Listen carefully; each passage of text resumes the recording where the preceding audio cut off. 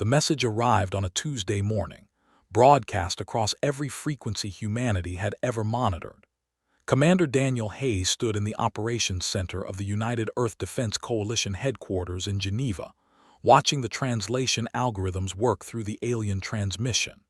Around him, dozens of technicians and analysts worked in stunned silence, their faces illuminated by screens displaying data that would change everything they thought they knew about their place in the universe.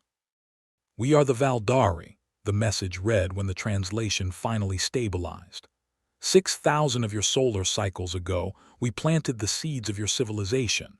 We taught your ancestors agriculture, mathematics, and the foundations of society. We are your creators, your benefactors, and now we return to claim what is rightfully ours. Prepare for our arrival.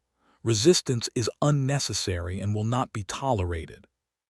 Daniel read the words 3 times before turning to face Dr. Elizabeth Morgan, the coalition's chief xenologist. She was a woman in her early 50s with silver-streaked hair pulled back in a practical bun, and her expression mirrored the shock that Daniel felt coursing through his own veins. "Tell me this is some kind of elaborate hoax," Daniel said, though he already knew it wasn't. The signal's origin point had been triangulated to a location just beyond the orbit of Neptune, and it was moving toward Earth at a speed that would bring it to their doorstep within 72 hours. "I wish I could," Elizabeth replied, her voice steady despite the circumstances. "But the linguistic patterns in the transmission match fragments we've found in ancient Sumerian texts, symbols carved into the walls of Egyptian tombs, and glyphs discovered in Mayan ruins. Whatever these Valdari are, they've been here before." Daniel moved to the main tactical display, where a 3-dimensional holographic representation of the solar system showed the approaching fleet. 17 vessels, each one massive enough to make Earth's largest spacecraft look like children's toys. The flagship alone was estimated to be over 3 kilometers in length, a dark wedge of alien metal cutting through the void of space, with casual indifference to the distances involved. "Get me a secure line to the Security Council," Daniel ordered, "and someone wake up Admiral Peterson. We need to discuss our options." Within the hour, the most powerful leaders on Earth were assembled in a virtual conference room, their faces projected on screens around the operations center. Presidents, prime ministers, generals, and scientists from every major nation listened as Daniel briefed them on the situation. When he finished, the silence that followed was deafening. "They want us to bow," said President Catherine Wells of the North American Federation, her voice carrying the weight of the decision that faced them all. "They think they can show up after 6,000 years and expect us to just hand over our planet." "With respect, Madam President," interjected Chancellor Viktor Novak of the European Union, "perhaps we should consider the possibility that negotiation might be our best option. We don't know what kind of technology they possess. Our own defenses may be entirely inadequate." Daniel watched the debate unfold, listening to arguments for capitulation, for negotiation, for buying time. But throughout it all, he couldn't shake the feeling that had settled in his gut the moment he'd read the translation. These Valdari, whoever they were, hadn't asked for permission to return.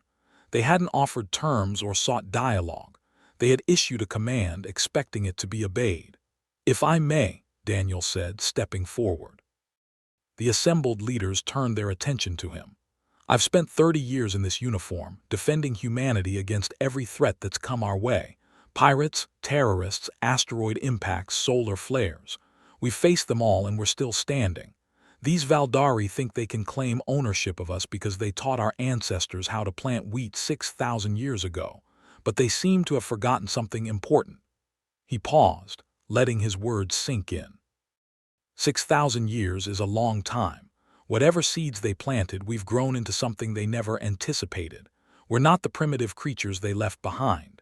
We've split the atom, walked on the moon, and spread across the solar system. We've built weapons that can crack planets and shields that can withstand the fury of stars. And most importantly, we've learned something that no other species in the galaxy seems to understand. President Wells leaned forward. "And what's that, Commander?" Daniel's expression hardened. "That humanity doesn't bow.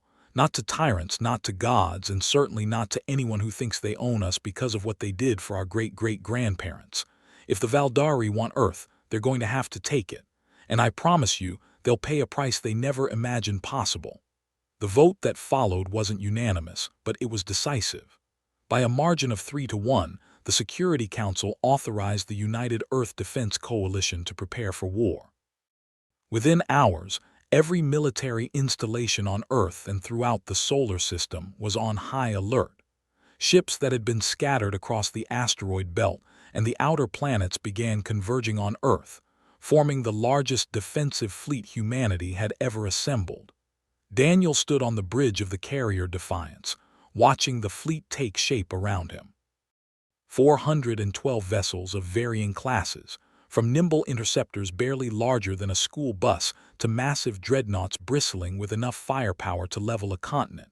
It wasn't much compared to the Valdari fleet, at least not in terms of raw size, but Daniel had learned long ago that size wasn't everything. "Commander," said Lieutenant Commander Samuel Brooks, his tactical officer, "we're receiving another transmission from the Valdari flagship. Put it through." The view screen flickered to life, revealing a face that was almost human but not quite. The Valdari who appeared had pale blue skin, elongated features, and eyes that were entirely black, without visible irises or pupils. When it spoke, its voice was surprisingly melodic, almost hypnotic in its cadence. "I am High Magistrate Valen, Supreme Commander of the Valdari Reclamation Fleet. We have detected your military preparations and are amused by your determination. You must understand that resistance is futile. Our technology is far beyond anything you have developed. Your weapons cannot harm us, and your defenses will crumble before our might. Surrender now, and the transition will be peaceful. Continue on this path, and we will be forced to demonstrate why the Valdari have never lost a war in 50,000 years." Daniel stepped forward, his face visible to the alien commander. "High Magistrate Valen, I am Commander Daniel Hayes of the United Earth Defense Coalition. I appreciate you taking the time to call ahead, but I'm afraid your navigation systems might be experiencing a malfunction. Earth isn't a Valdari colony, and it never will be. If you're looking for somewhere to park your fleet, I suggest you try the Kuiper Belt. There's plenty of empty space out there."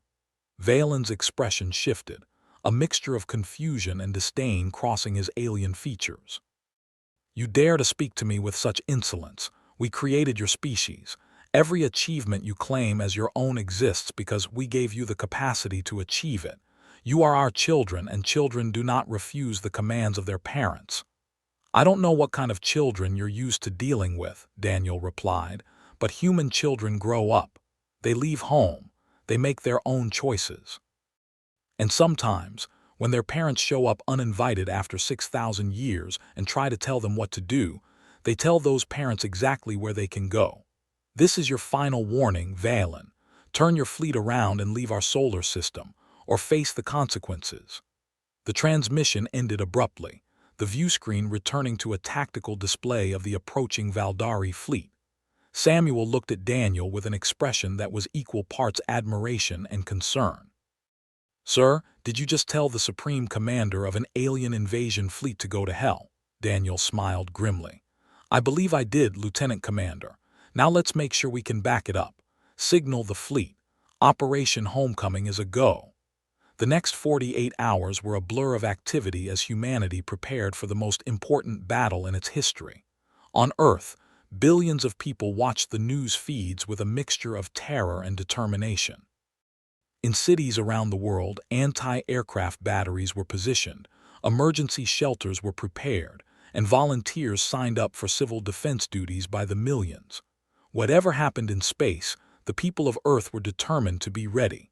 Dr. Elizabeth Morgan had been working around the clock, analyzing every scrap of information they had about the Valdari. Ancient texts, archaeological evidence, the transmissions themselves. She had assembled a team of the brightest minds on the planet, historians and physicists, linguists and engineers, all working together to find any advantage they could exploit. "I think I've found something," she said, bursting into Daniel's ready room with a tablet clutched in her hands. "Look at this passage from a Sumerian clay tablet dated to approximately 4000 BCE. It describes the Valdari as masters of the lightning that does not fade, but it also mentions something else. They fear the fire that burns without heat, the light that pierces their eyes of darkness. Daniel frowned. Fire that burns without heat, what does that mean? I didn't know either at first, but then I cross-referenced it with similar passages from other cultures and I found a pattern.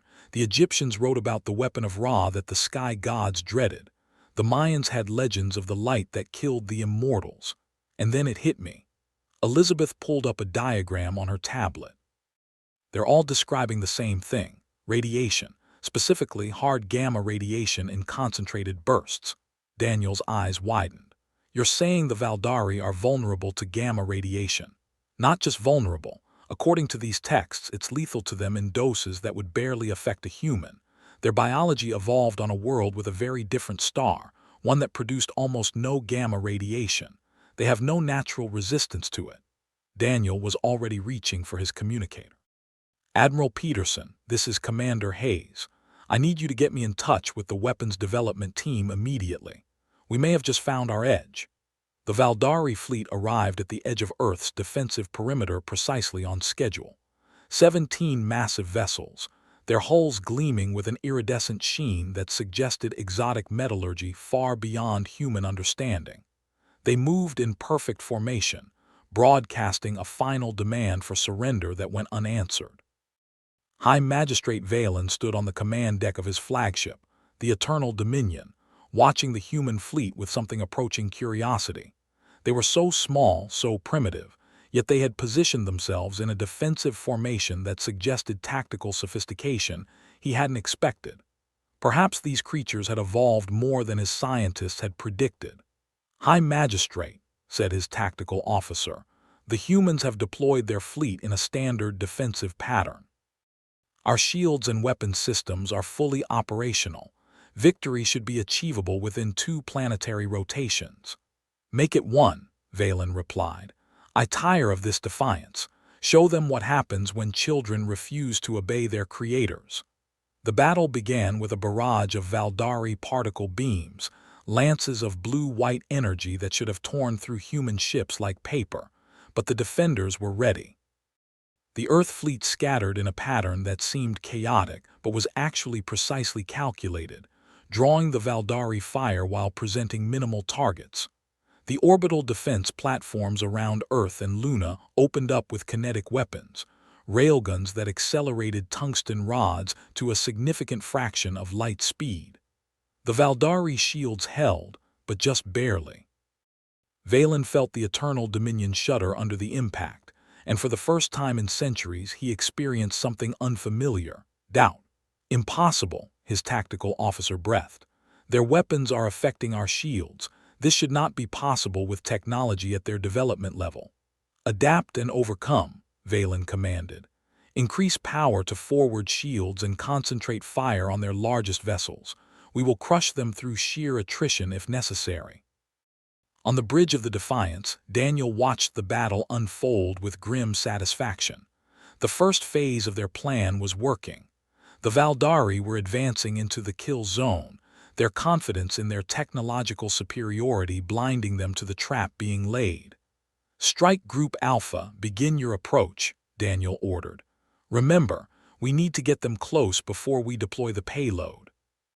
A squadron of 12 fast attack ships, led by Captain Maria Santos, broke away from the main formation and began a high-speed run toward the Valdari flagship. The aliens responded with concentrated fire, destroying 3 of the human vessels in rapid succession. But the survivors pressed on, their pilots pushing their ships to the very edge of structural failure. We're in range, Maria reported, her voice tight with adrenaline. Deploying Gamma burst warheads now. The missiles launched from the surviving attack ships, each one carrying a specially designed warhead that had been constructed in less than 48 hours. They weren't antimatter weapons or nuclear devices, though they contained elements of both. Instead, they were gamma-ray generators, designed to produce a focused burst of hard radiation that would penetrate Valdari shields and hulls. The Valdari point defense systems shot down half of the incoming missiles, but the rest found their targets. When they detonated, they produced no visible explosion, no dramatic fireball, just a pulse of invisible radiation that washed over the alien vessels like a wave. The effect was immediate and devastating. On the Eternal Dominion, High Magistrate Valen felt his skin begin to burn. Around him, his crew were collapsing, their bodies racked by convulsions as their cells began to break down at the molecular level. Warning alarms sounded throughout the ship as automated systems detected the cascade failure spreading through every deck. What have they done?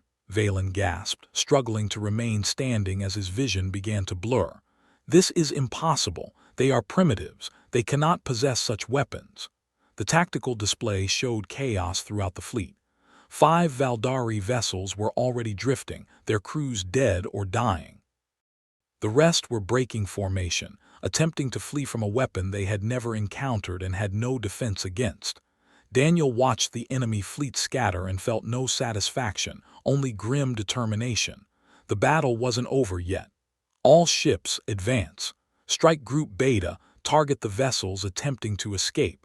We can't let any of them get back to report what happened here. What followed was less a battle than a rout. The Valdari, so confident in their superiority just hours before, found themselves hunted through the void by the very species they had expected to conquer without resistance. Ship after ship fell to human weapons, some destroyed by kinetic bombardment, others crippled by gamma bursts and left to drift. By the time the last Valdari vessel was disabled, only 4 of the original 17 remained capable of communication. And on each of those ships, the surviving crew were in no condition to continue the fight. The gamma radiation had done its work, leaving them weakened and dying, their dreams of conquest shattered beyond repair. Daniel ordered his ship to approach the Eternal Dominion, which was still technically functional despite the devastation aboard. A boarding party was assembled, led by Daniel himself, and within the hour they had made their way through the alien corridors to the command deck. High Magistrate Valen was still alive, though barely. He lay propped against his command chair, his blue skin now mottled with dark patches of necrosis.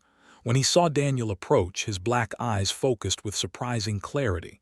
You have killed us all," Valen rasped. "My entire crew, my fleet, all dead because of your primitive weapon." Daniel knelt beside the dying alien, his expression hard but not without compassion. "You gave us no choice. You came here expecting to find slaves, and instead you found soldiers. That's the difference between us, Valen. You spent 6,000 years assuming we would never change, that we would always be the primitive creatures you remembered. But humanity doesn't stay the same. We evolve, we adapt, we overcome." "You don't understand," Valen whispered, his voice growing weaker. "The Valdari Dominion spans 1,000 worlds. When they learn what happened here, they will send a fleet 100 times larger. 1,000 times. They will not stop until your species is extinct." Daniel stood, looking down at the fallen conqueror with something approaching pity. "Then we'll be ready for them, and we'll have a message for any other species in the galaxy who thinks they can claim ownership of humanity." "What message?" Valen asked, his final breaths rattling in his chest.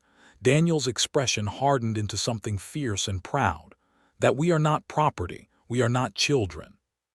We are not servants or slaves or subjects. We are human beings, and this is our home. Anyone who tries to take it from us will learn the same lesson you learned today. We don't bow, not to anyone, not ever."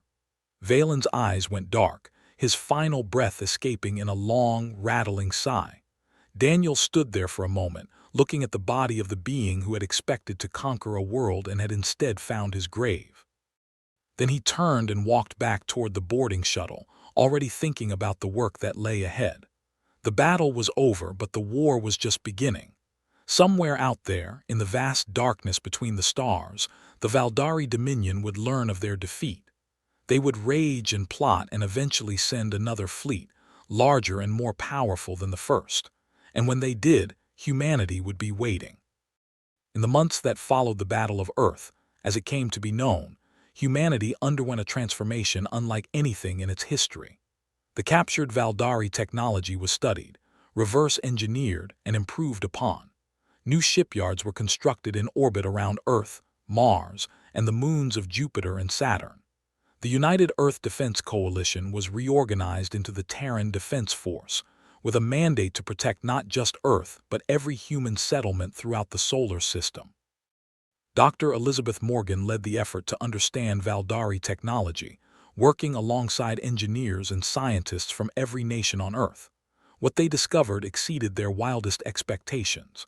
The Valdari had possessed faster-than-light travel, artificial gravity, and energy sources that made fusion reactors look like steam engines. And now, all of it belonged to humanity. The irony isn't lost on me, Elizabeth told Daniel during one of their regular briefings. They came here to reclaim their property, and instead they gave us the keys to the galaxy. Every piece of technology we've recovered brings us closer to being able to take the fight to them. Daniel nodded, studying the holographic display that showed the progress of their fleet construction. How long until we have FTL capability? 6 months for the first prototype. A year before we can begin mass production. But there's something else. Elizabeth pulled up a new display showing a star map with several systems highlighted. We've been analyzing the Valdari navigation databases. We know where their homeworld is. We know the locations of their major fleet bases. And we know that they've never faced an enemy that could strike at them across interstellar distances. You're suggesting we take the offensive? Daniel asked, his eyebrows rising. I'm suggesting we consider it. The Valdari have ruled their empire for 50,000 years because no one has ever been able to threaten them directly. They've always been the attackers, never the defenders. If we can change that dynamic, if we can show them that we can hurt them on their own territory, it might be enough to make them reconsider their plans for Earth. Daniel was quiet for a long moment, considering the implications. Humanity had always been a species that fought defensively, protecting their home from external threats. But perhaps that was about to change. Perhaps the time had come for humanity to become the threat that others feared. Prepare a detailed strategic assessment, he finally said. I'll present it to the Security Council. One way or another, we need to ensure that the Valdari understand that Earth is no longer a target, it's a fortress. And fortresses don't just defend, they project power. 2 years after the Battle of Earth, the first human faster-than-light vessel launched from the orbital shipyards above Mars. It was called the Horizon, and it carried a crew of 200 men and women who had volunteered to be the first of their species to travel between the stars. Daniel Hayes stood on the bridge, now wearing the insignia of an admiral, as the ship prepared for its maiden voyage. All systems nominal, reported Captain Lisa Monroe, his second in command. We're ready to make history, Admiral. Daniel looked out at the stars, thinking about how far humanity had come in such a short time. 2 years ago, they had been on the verge of subjugation. Now they stood at the threshold of a new era, ready to take their place among the spacefaring civilizations of the galaxy. It hadn't been easy. They had lost good people in the battle and the years of preparation that followed. But they had survived, and more than that, they had grown stronger. Take us out, Captain, Daniel ordered. Let's show the galaxy what humanity is made of. The Horizon's engines hummed with power as the ship accelerated toward the edge of the solar system. And then, in a flash of light that bent space itself, humanity took its first step into the wider universe. Their destination was a system called Vega Prime, according to the Valdari databases.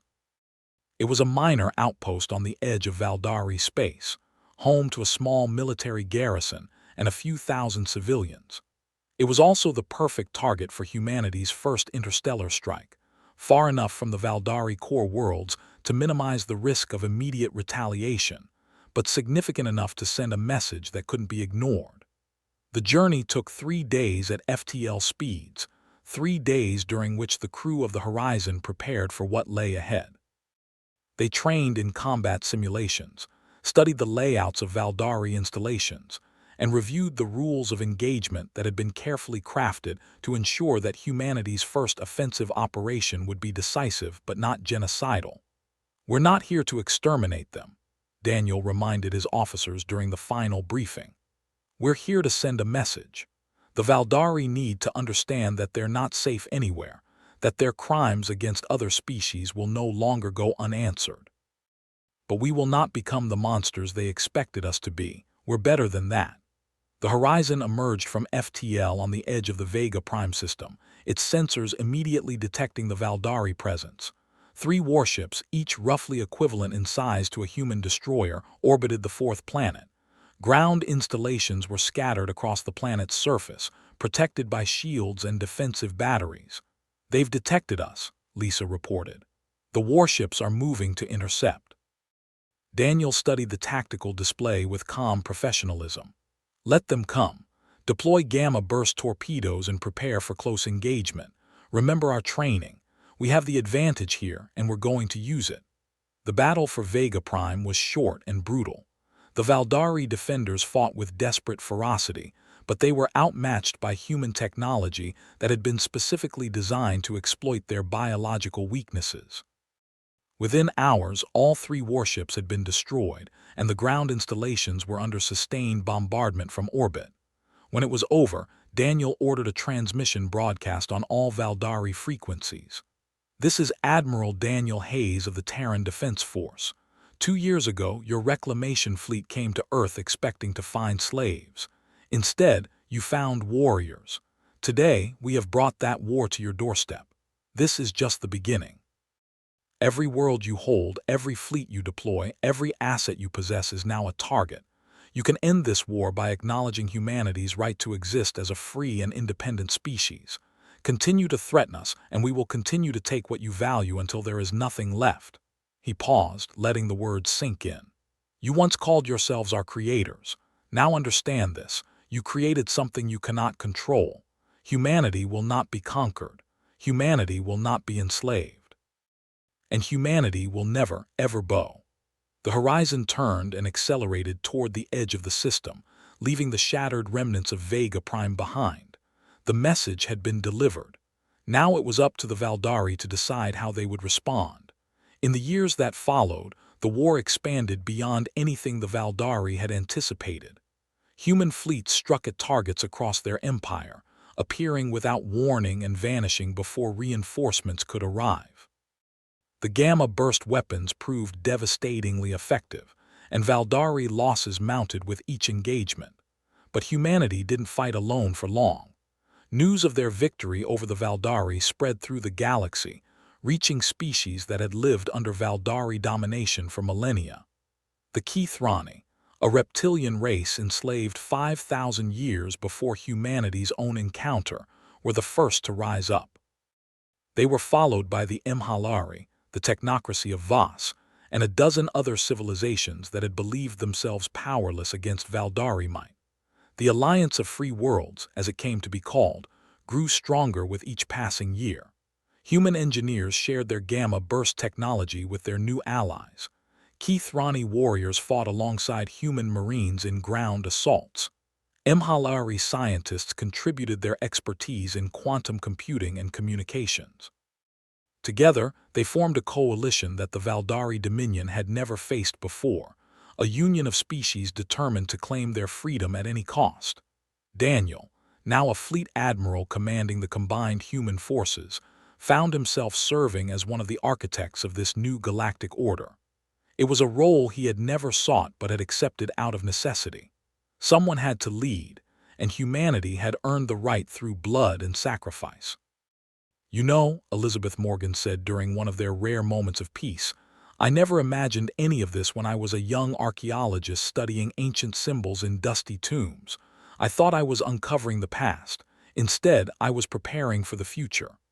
Daniel smiled, looking out at the stars from the observation deck of the flagship Unity. "None of us did, but that's what makes humanity special, isn't it? We adapt. We overcome. We take whatever the universe throws at us and we turn it into an opportunity." "The Valdari thought they created us," Elizabeth mused, "but in a way they only planted a seed. Everything we've become, everything we've achieved, that was all us. They didn't give us our spirit, our determination, our refusal to accept defeat. Those things came from within. And now we're sharing those qualities with the rest of the galaxy," Daniel added, "teaching other species that they don't have to accept tyranny. That freedom is worth fighting for. That's the real legacy of what happened 6,000 years ago. The Valdari wanted to create servants. Instead, they created liberators. The final battle of the war came 10 years after humanity's first victory over the Valdari reclamation fleet. The Alliance of Free Worlds had driven deep into Valdari territory, liberating world after world from their ancient oppressors. Now they stood at the gates of Valdaris Prime itself, the homeworld of the species that had once claimed dominion over 1,000 stars. The Valdari fleet that defended their homeworld was the largest ever assembled, thousands of vessels representing the last hope of a dying empire. Against them stood the combined might of the Alliance, led by the human flagship Unity and its fleet of Gamma-armed warships. Daniel stood on the bridge of the Unity, surrounded by officers and crew who had become family over years of shared struggle. Before him, the viewscreen showed the Valdari Armada, a wall of metal and energy that should have been terrifying. Instead, it looked like the last gasp of a species that had forgotten how to adapt. "Open a channel," Daniel ordered. "Let me speak to whoever's in command over there." The viewscreen flickered, and a Valdari face appeared. This one was older than Valen had been, with deep lines etched into its blue skin and eyes that held the weight of ages. "I am Supreme Magistrate Corvin, leader of the Valdari Dominion. You have come far, human, farther than any species we have ever encountered, but this is where your advance ends. You will go no further." Daniel shook his head slowly. "No, Corvin, this is where your empire ends. You had 6,000 years to learn from your mistakes, to understand that other species have the right to exist on their own terms. Instead, you doubled down on conquest and domination. You brought this on yourselves."